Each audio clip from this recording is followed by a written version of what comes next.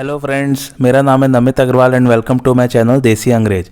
आज मैं एक और वैम्पायर वाली सीरीज़ की बात करने जा रहा हूं जिसका नाम है द वैम्पायर डायरीज। और ये जैसा मैंने पिछले एपिसोड में ही बताया था, द ओरिजिनल जो है इसका स्पिन ऑफ है। मेरी तरफ से रिकमेंडेशन इसके लिए भी मस्ट वॉच है जैसा ओरिजिनल्स के लिए था। ये भी बहुत ही बढ़िया सीरीज़ है और जिन्होंने मेरे चैनल को सब्सक्राइब नहीं किया है वो जल्दी से सब्सक्राइब कर लीजिए ताकि आपको और भी टीवी सीरीज़ के रिव्यू की नोटिफिकेशन मिल सके। इसके डिस्क्रिप्शन की बात करते हैं। दो भाई हैं इसमें जिनका नाम है स्टेफन साल्वाटोर और डेमन साल्वाटोर। ये दोनों बहुत सालों बाद अपने टाउन मिस्टिक फॉल्स में वापस आते हैं और वहाँ स्टेफान को एलिना नाम की लड़की से प्यार हो जाता है। तो यही वो सीरीज़ है जिसमें माइकलसन फैमिली के कैरेक्टर्स इंट्रोड्यूस होते हैं और उन्हीं पर द ओरिजिनल्स का स्पिन ऑफ बना है। थोड़ा सा टाइमलाइन बता देता हूँ। द वैम्पायर डायरीज चला है 2009 से 2017 तक और द ओरिजिनल्स शुरू हुआ था 2013 में और ख़त्म हुआ था 2018 में। तो ऑलमोस्ट वैम्पायर डायरीज के 4th या 5th सीजन से फर्स्ट सीजन द ओरिजिनल्स का शुरू हुआ था। और वैम्पायर डायरीज एक नॉवल पर बेस्ड है और उस नॉवल का भी सेम नाम है। उसके राइटर का नाम है L.J. स्मिथ। ये सीरीज द CW नेटवर्क पर दिखाया जाता था। CW नेटवर्क स्टार्ट हुआ था 2006 में और इस सीरीज का पहला एपिसोड हाईएस्ट देखा जाने वाला एपिसोड था। इसे 36 लाख लोगों ने देखा था, लेकिन फिर इसका रिकॉर्ड एरो की टीवी सीरीज ने तोड़ दिया था। एरो जैसा कि याद होगा मैंने उसका भी रिव्यू आप लोगों को दिया है। अब थोड़ा सा कहानी की ओर जाते हैं। इसमें एक काल्पनिक शहर दिखाया है जिसका नाम है मिस्टिक फॉल्स और ये स्थित है वर्जीनिया स्टेट में, अमेरिका में। इसमें एलिना गिलबर्ट नाम की एक टीनेज लड़की है जिसका किरदार निभाया है नीना डोब्रेव ने और इन्होंने बहुत ही जबरदस्त एक्टिंग की है। इस सीरीज के बाद ये सुपरस्टार बन गई थी। हाँ, तो एलिना गिलबर्ट के माता पिता एक कार एक्सीडेंट में मारे गए थे जब वो छोटी थी।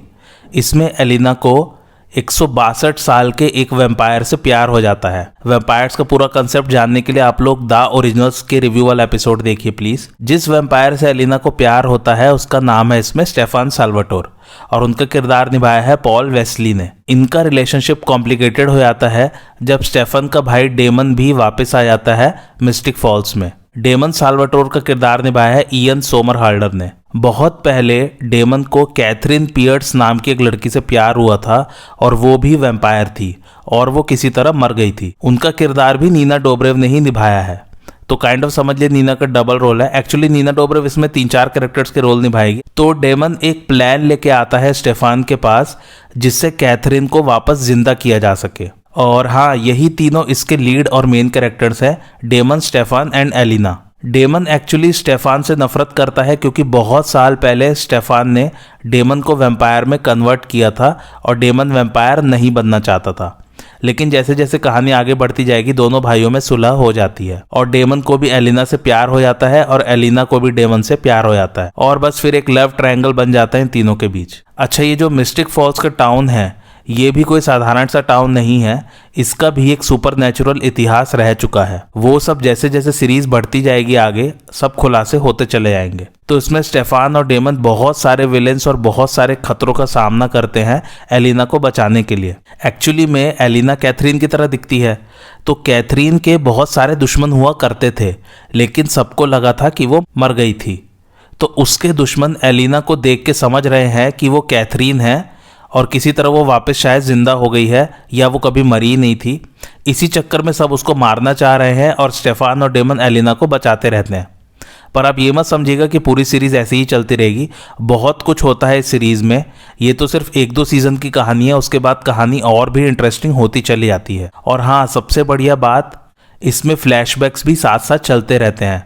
दोनों भाई कैसे थे पुराने समय में वो दिखाते रहते हैं और इसमें वाकई में देखने को मिलता है कि किसी इंसान का इतिहास उसके वर्तमान को कैसे बनाता है या किसी इंसान के वर्तमान के डिसीजन कैसे उसके इतिहास से जुड़े होते हैं। ये फ्लैशबैक्स देख के आपको समझ में आएगा। तो स्टेफान और डेमन जो भी चीज़ कर रहे हैं वो ऐसा क्यों कर रहे हैं उसकी एक्सप्लेनेशन भी साथ साथ चलती रहती है उनके फ्लैशबैक्स के द्वारा। अब आप ये मत समझिएगा कि ये कोई टीनेज रोमांस ड्रामा है। इसमें जैसा मैंने ओरिजिनल्स में भी बताया था ऐसा कुछ नहीं है। थोड़ा थोड़ा ड्रामा रोमांस चलता रहेगा लेकिन कहानी पर इसमें भी पूरी तरह से जोर दिया गया है। अच्छा, इसमें और भी ढेर सारे कैरेक्टर्स हैं। आइए एक एक करके उनकी बात करते हैं, लेकिन उससे पहले इन तीनों मेन कैरेक्टर्स की ही बात करते हैं। सबसे पहले आती है एलिना गिलबर्ट, जिनका किरदार निभाया नीना डोबरेव ने। एक्चुअली नीना डोबरेव ने इनका किरदार और कैथरीन पियर्स का किरदार तो निभाया ही है, इसके अलावा और भी किरदार निभाए हैं इसमें। अब वो कौन से किरदार निभाए हैं उन्होंने, वो जानने के लिए आप लोग टीवी सीरीज देखिए। तो इसमें ना कैथरीन पियर्स का काइंड ऑफ नेगेटिव कैरेक्टर है और एलिना तो है ही मेन लीड। और नीना डोबरेव ने जो एक्टिंग की है दोनों की, बहुत ही लाजवाब एक्टिंग की है। आप लोगों को पता ही होगा कि अलग अलग कैरेक्टर्स करना बहुत ही मुश्किल होता है एक ही सीरीज़ में। इसका सबसे बड़ा उदाहरण है ऑर्फन ब्लैक, उसका रिव्यू भी आप लोग देख सकते हैं इसी चैनल पर। तो नीना की एक्टिंग वाकई में इसमें बेमिसाल है। एनीवे, इसमें एक कंसेप्ट और है वेम्पायर से रिलेटेड, एक्चुअली बहुत ही वियर्ड सा कंसेप्ट है। तो वो ये है कि वेम्पायर्स अपनी ह्यूमैनिटी को ऑन या ऑफ कर सकते हैं एक स्विच की तरह। तो जब वो उसे ऑन रखते हैं तो वो लोग फिर ज़्यादा ह्यूमंस को नहीं मारते, वो इधर उधर से खून चुरा के पीते रहते हैं अपने सर्वाइवल के लिए। अच्छा, एक बात और मैंने द ओरिजिनल्स में या इसमें बताया ही नहीं कि वैम्पायर्स खून क्यों पीते हैं। एक्चुअली वो उनका खाना है। जैसे ज़ॉम्बीज़ का किसी जिंदा इंसान का ब्रेन है, वैसे ही वैम्पायर्स का खून है। उसी से इनको नरिशमेंट मिलती है और उसी से ये लोग को एनर्जी मिलती है। एनीवे, खून ये लोग मोस्टली ब्लड बैंक्स या हॉस्पिटल से चुराते रहते हैं जब ह्यूमैनिटी वाला बटन ऑन होता है। लेकिन अगर वो ऑफ हो गया तो फिर इन लोगों को कोई मतलब नहीं रहता और ये लोग इंसानों को मारकर उनका खून पीते हैं। तो इसमें डेमन और स्टेफान कुछ कुछ वजह से अपना ह्यूमैनिटी वाला बटन ऑफ भी करते रहते हैं बीच बीच में, और फिर इन दोनों की एक्टिंग भी ज़बरदस्त हो जाती है एकदम से। ये वाले एपिसोड्स बहुत ही इंटरेस्टिंग होते हैं। नीना डोबरेव एक्चुअली 6 सीज़न के बाद छोड़ के चली गई थी ये सीरीज़, लेकिन वो 7 सीज़न में नरेटर थी और 8 सीज़न के लास्ट के कुछ एपिसोड्स में आती हैं। और ये कैरेक्टर को बहुत ही अच्छा दिखाया है। और ये पहले स्टेफान से प्यार करती थी लेकिन बाद में डेमन से करने लग जाती हैं। एक्चुअली स्टेफान जब अपना ह्यूमैनिटी वाला स्विच ऑफ कर देता है तभी वो डेमन से प्यार करने लग जाती है। लेकिन इतना आसान नहीं है जैसा आप समझ रहे हैं, इन सब के पीछे भी एक लंबी चौड़ी कहानी है। अब आप सीरीज़ ही देखिए। फिर आता है स्टेफन का किरदार, जिससे निभाया है पॉल वेस्ली ने। पॉल वेस्ली ने भी इसमें एक और कैरेक्टर का किरदार निभाया है जिसका नाम है साइलस। साइलस को इसमें दुनिया का सबसे पहला अमर व्यक्ति दिखाया गया है। वो भी बहुत पावरफुल कैरेक्टर है और वो भी एक नेगेटिव कैरेक्टर है, और इनकी एक्टिंग भी अच्छी रही है इस सीरीज़ में। एनीवे, स्टेफान अपने भाई डेमन को बचाने के लिए अपना ह्यूमैनिटी वाला बटन स्विच ऑफ करता है। अब वो किस खतरे से डेमन को बचा रहा है वो जानने के लिए आप सीरीज़ देखिए। और स्टेफान को इसमें एक बहुत ही अच्छा वैम्पायर दिखाया गया है, काइंड हार्टेड और सबसे घुल मिलकर रहने वाला वैम्पायर। थर्ड कैरेक्टर आता है डेमन सैल्वाटोर का, जिसे निभाया है इयन सोमरहाल्डर ने। और सबसे पहले तो ये बता दूं कि इयन को अब तक का सबसे हॉटेस्ट वैम्पायर कहा जाता है पूरे मूवीज़ और टीवी सीरीज़ के इतिहास में। ये कैरेक्टर लड़कियों को बहुत पसंद आएगा। एक्टिंग इनकी भी बढ़िया है और बाकी तो लड़कियां लुक्स पे ही मरती हैं, लेकिन लुक्स के साथ एक जो बैड बॉय वाली इमेज होती है ना, वही कैरेक्टर दिखाया गया है इसमें डेमन का। वो हर वक्त इंसानों को पकड़कर उनका खून पीता रहता है, लेकिन स्टेफान के कहने पर उनका खून पूरा नहीं पीता और इसलिए उन्हें जिंदा छोड़ देता है और ड्रिंक करता रहता है। डेमन को बहुत ही स्वार्थी और दूसरों को अपने हिसाब से मैनिपुलेट करने वाला कैरेक्टर दिखाया गया है। लेकिन जैसे जैसे सीरीज आगे बढ़ेगी, डेमन भी बाकी लोगों की केयर करने लग जाता है। और जैसा कि मैंने बताया, डेमन इनिशियली स्टेफान से नफरत करता था कि उसने उसे वैम्पायर क्यों बनाया, क्योंकि इटर्नल लाइफ यानी कि अमरता डेमन को रास नहीं आती। वो हमेशा के लिए नहीं जीना चाहता, उसको एक सिंपल और नॉर्मल लाइफ चाहिए थी। अब आते हैं बाकी कैरेक्टर्स पर। फोर्थ कैरेक्टर है जेरेमी गिलबर्ट का, जिसे निभाया स्टीवन आर मक्वीन ने। ये इसमें एलिना के छोटे भाई का किरदार निभा रहे हैं। जेरेमी एक वैम्पायर हंटिंग ग्रुप ज्वाइन कर लेता है आगे के सीजन्स में। इसमें उसका लव इंटरेस्ट बॉनी बेनेट है, जो कि एक विच है इसमें। फिफ्थ कैरेक्टर है बॉनी बेनेट का, जिसे निभाया है कैट ग्राहम ने। एलिना और डेमन के बाद अगर कोई कैरेक्टर मुझे पर्सनली पसंद आया है तो वो है बॉनी का। I am a big fan of Kat Graham. उन्होंने बहुत ही ज़बरदस्त एक्टिंग की है इसमें विच की। तो शुरू के सीजन्स में उन्हें पता नहीं होता है कि वो एक विच है, लेकिन फिर धीरे धीरे जैसे जैसे कहानी आगे बढ़ती जाएगी, बॉनी एक बहुत ही पावरफुल विच बन जाती हैं। वो इसमें एलिना की बेस्ट फ्रेंड का किरदार निभा रही हैं। बॉनी की दादी को इसमें एक विच दिखाया है और वो ही बॉनी की मदद करती है उसकी विच वाली शक्तियाँ डेवलप करने में। और बॉनी इसमें कई बार मरती है, लेकिन हर बार वो वापस जिंदा हो जाती है किसी तरह। बॉनी का लव इंटरेस्ट इसमें जेरेमी है और इनिशियली बॉनी वैम्पायर से बहुत नफरत करती है, लेकिन इवेंचुअली वो डेमन और स्टेफान की अच्छी दोस्त बन जाती है। सिक्स्थ कैरेक्टर है कैरोलाइन फोर्ब्स का, जिसे निभाया कैंडिस किंग ने। ये ऐसा कैरेक्टर है जिसका रोल इनिशियली इतना खास नहीं रहता है इस सीरीज में, लेकिन फिर आगे आने वाले सीजन्स में ये भी one of the main characters में आ जाता है। और कैंडिस एज एन एक्टर आपको शायद इनिशियली उतनी अच्छी ना लगे, लेकिन बाद में ये कैरेक्टर आपके ऊपर डेवलप हो जाएगा। मतलब कि ये कैरेक्टर सीजन्स के साथ साथ बहुत ही अच्छा लगने लग जाएगा। ये इसमें एलिना और बॉनी की बेस्ट फ्रेंड का किरदार निभा रही है। सेकेंड सीजन से ये भी एक वैम्पायर बन जाती है। और कैरोलाइन के इसमें बहुत सारे रिलेशनशिप्स रहे हैं। स्टेफान और डेमन तो रहे ही हैं, उसके साथ साथ मैट, अलारिक, टाइलर और क्लाउस भी रहे हैं। जी हाँ, क्लाउस माइकलसन कैरोलाइन का मेजर लव इंटरेस्ट रहा है। क्लाउस माइकलसन अगर आपको याद होगा द ओरिजिनल्स का मेन कैरेक्टर। और जो मैंने एक बात बताई थी ना आप लोगों को द ओरिजिनल्स के रिव्यू वाले एपिसोड में कि कैमी का रिलेशनशिप क्लाउस के साथ लोग पसंद नहीं करते थे, क्योंकि वो लोगों को कैरोलाइन और क्लाउस का रिलेशनशिप ज़्यादा अच्छा लगता था। इसी कारण से लिया पाइप्स को बहुत सारे थ्रेट्स जाते थे इंटरनेट पर। लिया पाइप्स ने कैमी का किरदार निभाया है द ओरिजिनल्स में। एनीवे, बाद में कैरोलाइन सरोगेसी के थ्रू ट्विंस पैदा करती है अलारिक और जो के लिए। अलारिक और जो के कैरेक्टर्स के बारे में भी अभी थोड़ी देर में बताता हूँ। और लास्ट में कैरोलाइन अलारिक के साथ Salvatore boarding school for young and gifted खोलती हैं, जिसमें कई तरह के सुपर नेचुरल बीइंग्स पढ़ने आते हैं, जैसे कि वैम्पायर्स, वेयरवुल्व्स, विचेस और हाइब्रिड और भी कई तरह के। सेवंथ कैरेक्टर है मैट डोनोवन का, जिसे निभाया जैक रीरिग ने। ये एक्स बॉयफ्रेंड रहा है एलिना का, और जैसा कि मैंने बताया कि ये थोड़े से समय के लिए कैरोलाइन के साथ रिलेशनशिप में रहता है। मैट को सभी तरह के सुपरनैचुरल बीइंग से नफरत है। वो कहानी में आगे जाके एक पुलिस ऑफिसर बन जाता है और बाद में टाउन का शेरिफ भी बन जाता है। एट्थ कैरेक्टर है टाइलर लॉकवुड का, जिसे निभाया माइकल ट्रेविनो ने। ये इसमें एक वेयरवुल्फ है और मैट का बेस्ट फ्रेंड और मिस्टिक फॉल्स के मेयर का बेटा है। क्लाउस टाइलर को एक हाइब्रिड में कन्वर्ट कर देता है। नाइन्थ और बहुत ही इंपॉर्टेंट कैरेक्टर है ये भी सीरीज का, इसका नाम है अलारिक सॉल्ट्समैन और इनका किरदार निभाया है मैट डेविस ने।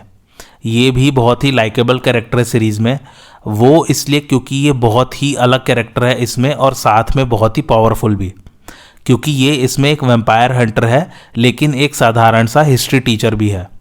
इसलिए एक नॉर्मल ह्यूमन बीइंग होते हुए भी वैम्पायर्स के बीच में रहना और उनसे ना डरना, बस यही बात इस कैरेक्टर को लाइकेबल बनाता है। एनीवे, ये एक सीजन में मर जाता है और फिर वापस से जिंदा किया जाता है जोसेट लाफ्लिन द्वारा। जोसेट का किरदार निभाया है जोडी लिन ओकीफ ने। जोसेट को ही शॉर्ट फॉर्म में जो कहते हैं इसमें सब। और अलारिक और जो बाद में डेट करने लग जाते हैं और इन्हीं के ट्विंस को जन्म देती है सरोगेसी के थ्रू कैरोलाइन। सरोगेसी क्या होता है उसके लिए आप लोग कृति सैनन वाली फिल्म देखें जिसका नाम मीमी है, बहुत ही बढ़िया पिक्चर है। और कैरोलाइन अलारिक के साथ भी थोड़े समय के लिए उसके साथ रिलेशनशिप में रहती थी। अब प्रोडक्शन के बारे में बात करने को कुछ खास है नहीं, बस इतना बताऊंगा आप लोगों को कि केविन विलियमसन जो कि इसके वन ऑफ द क्रिएटर्स है, वो इनिशियली इंटरेस्टेड नहीं थे इस शो को बनाने में, क्योंकि उनको लगता था कि ये ट्वाइलाइट वाली नॉवेल्स और मूवीज़ की तरह ही है। लेकिन फिर जूली प्लेक जो कि इसके एक और क्रिएटर हैं, उन्होंने केविन से कहा कि एक बार प्लीज़ वो नॉवेल्स ज़रूर पढ़ें और उसके बाद डिसाइड करें। तो केविन ने जब नॉवेल्स पढ़ी तो उन्हें समझ में आया कि ये ट्वाइलाइट मूवी से एकदम अलग है और फिर उन्होंने इस पर काम शुरू कर दिया। वैसे मैं बता दूं, ट्वाइलाइट मूवीज़ मुझे तो ज़्यादा अच्छी नहीं लगी। आप लोगों को कैसी लगी मुझे कमेंट करके ज़रूर बताइएगा। एनीवे, मेरा रिकमेंडेशन मैंने बता ही दिया, मेरी तरफ से मस्ट वॉच है। इसकी कहानी द ओरिजिनल से बिल्कुल अलग है, लेकिन हाँ, ओरिजिनल्स के कैरेक्टर्स इसमें और वैम्पायर डायरीज के कैरेक्टर्स द ओरिजिनल्स में कभी कभी कुछ एपिसोड्स में दिखाई देते हैं, लेकिन एज सच कहानी में कोई कनेक्शन नहीं है दोनों सीरीज़ में। बिंदास देखिए, मस्त सीरीज़ है, स्टोरी लाइन बहुत इंटरेस्टिंग है। और सबसे बढ़िया बात, इस सीरीज़ को कई न्यूज़ आर्टिकल्स ने आज तक की सबसे हैंडसम और ब्यूटीफुल सीरीज़ कहा है, सिर्फ और सिर्फ उनके एक्टर्स और एक्ट्रेसेस के कारण। और वाकई में जब आप ये सीरीज़ देखेंगे तो आपको भी सभी एक्टर्स और एक्ट्रेसेस पसंद आएंगे। वाकई में सब लोग बहुत ही ब्यूटीफुल और हैंडसम हैं। अब कुछ मज़ेदार फैक्ट्स की बात करते हैं। पहला फैक्ट यह कि मैट, टाइलर और स्टेफान का किरदार निभाने वाले एक्टर्स ने पहले डेमन के रोल के लिए ऑडिशन दिया था, लेकिन सब रिजेक्ट हो गए थे। दूसरा फैक्ट यह कि नीना डोबरेव, पॉल वेस्ली और इयन सोमरहोल्डर को $40,000 मिलते थे हर एपिसोड के लिए, बाकी और किसी एक्टर को इतने पैसे नहीं मिलते थे। तीसरा फैक्ट यह कि एक्चुअली में नॉवल में कैथरीन का कैरेक्टर जर्मन है, लेकिन सीरीज़ में बल्गेरियन दिखाया गया है क्योंकि नीना डोबरेव रियल लाइफ में बल्गेरिया से हैं और वो बल्गेरिया की भाषा जानती है, इसलिए सीरीज़ में कैथरीन के कैरेक्टर को बल्गेरियन दिखाया गया है। चौथा फैक्ट यह कि इयन सोमरहोल्डर ने 2 बार ऑडिशन दिया था डेमन के रोल के लिए और फिर उन्हें एक्सेप्ट कर लिया गया। पांचवा फैक्ट यह कि जूली प्लेक, जो कि इसके क्रिएटर हैं, उनका कहना था कि वैम्पायर डायरीज कब ख़त्म होगा ये पॉल वेस्ली और इयन सोमरहोल्डर पर डिपेंड करता है, क्योंकि जब तक वो दोनों चाहेंगे कि इस सीरीज़ को कंटिन्यू रखना है तब तक मैं इसके एपिसोड्स बनाती जाऊंगी। और उनका कहना है उनकी दोस्ती पॉल और इयन से बहुत अच्छी है। छठा फैक्ट ये है, ये बहुत ही मज़ेदार फैक्ट है, एक्चुअली क्लाउस के रोल के लिए एक्टर ही नहीं मिल रहा था और उनका शो में दिखाना बहुत डिले हो रहा था, और चूंकि शो नॉवेल्स के हिसाब से चल रहा था तो ये ठीक नहीं था, इसलिए इलाइजा के कैरेक्टर को क्रिएट किया गया शो के लिए। वैसे इलाइजा भी मस्त कैरेक्टर है, पर क्लाउस तो क्लाउस है, सो इलाइजा का कैरेक्टर बुक्स में नहीं है, सिर्फ शो में इसे क्रिएट किया गया है। सातवां फैक्ट यह कि एक पॉडकास्ट में पॉल वेस्ली और नीना डोबरेव ने यह खुलासा किया कि इनिशियली कुछ महीनों तक दोनों एक दूसरे को पसंद नहीं करते थे फिल्मिंग के दौरान, लेकिन बाद में दोनों बहुत अच्छे दोस्त बन गए। आठवां फैक्ट यह कि एशली टिस्डेल को एक रोल के ऑडिशन के लिए बुलाया गया था पर उन्होंने नहीं दिया ऑडिशन। एशली टिस्डेल एक बहुत ही पॉपुलर पॉप सिंगर है हॉलीवुड की। नौवां फैक्ट यह कि शो में कुछ चेंजेस किए गए हैं अगर नॉवल से कंपेयर करें तो। छोटे मोटे चेंजेस हैं, जैसे कि एलिना ब्लॉन्ड है और बहुत पॉपुलर है बुक्स में, स्टेफान के लंबे बाल हैं बुक्स में, एलिना की सिस्टर है बुक्स में ना कि भाई, बुक्स में एंजल्स का भी जिक्र है और एलिना का एक जर्नल का जिक्र है बुक्स में। ये सब कुछ अलग दिखाया गया है सीरीज़ में या दिखाया ही नहीं गया है। 10वां फैक्ट ये कि जस्टिन बीबर इस शो का पार्ट बनना चाहते थे, ऐसा नीना डोबरेव का कहना है। 11वां फैक्ट ये कि जूली और केविन का कहना था कि बुक्स कुछ ज़्यादा ही सुपर नेचुरल बीइंग से भरी हुई थी और वो शो को थोड़ा सा रियलिटी में ग्राउंडेड रखना चाहते थे, इसलिए उन्होंने काफ़ी सारे बुक्स के सुपर नेचुरल एलिमेंट सीरीज़ में नहीं दिखाए हैं। 12वां फैक्ट यह कि एक्चुअली कैरोलाइन को प्रेग्नेंट सीरीज़ में इसलिए दिखाया गया था क्योंकि वो रियल लाइफ में भी प्रेग्नेंट थी। 13वां फैक्ट यह कि एलिना ने इसमें टोटल 4 कैरेक्टर्स या डॉपलगैंगर्स के किरदार निभाए हैं। उनके नाम है एलिना, कैथरीन, अमारा एंड टाटिया। 14वां और आखिरी फैक्ट यह कि इयन सोमरहोल्डर और नीना डोबरेव ने रियल लाइफ में 2010 से 2013 के बीच डेट किया था। वैसे ही जैक रीरिग और कैंडिस किंग ने भी 2010 से 2012 के बीच में डेट किया था। और एक बात और बता दूं, मैंने बुक्स वैसे नहीं पढ़ी हैं, मैंने नॉवेल्स नहीं पढ़े हैं, लेकिन अब ये सीरीज़ का रिव्यू करते वक्त लग रहा है कि मुझे बुक्स वाकई में पढ़ लेना चाहिए। एनीवे लेट्स सी, अगर किसी ने पढ़ी है तो मुझे कमेंट करके ज़रूर बताइए कि कैसी हैं बुक्स। इसकी IMDb रेटिंग की बात करूँ तो वो है 7.7, लेकिन जब ये शुरू हुआ था तो करीबन 8.6 या 8.7 इसकी रेटिंग चलती थी और इसको रेट किया है लगभग 3,22,000 लोगों ने। मेरा रिकमेंडेशन मैंने बता ही दिया है, मस्ट वॉच है, ज़रूर देखिए, बहुत ही बढ़िया सीरीज़ है, बोर तो बिल्कुल भी नहीं होंगे। ओरिजिनल्स पहले देख सकते हैं, ये भी पहले देख सकते हैं, वैम्पायर डायरीज भी कोई भी शुरू कर दीजिए, वैम्पायर जॉनर इज ऑसम। आपको आज का रिव्यू कैसा लगा मुझे कमेंट करके ज़रूर बताइए, और आप और किस किस टीवी सीरीज़ का रिव्यू देखना चाहते हैं वो भी मुझे कमेंट करके ज़रूर बताइए, और मेरे चैनल देसी अंग्रेज को लाइक, शेयर और सब्सक्राइब ज़रूर कीजिए। Thanks for watching.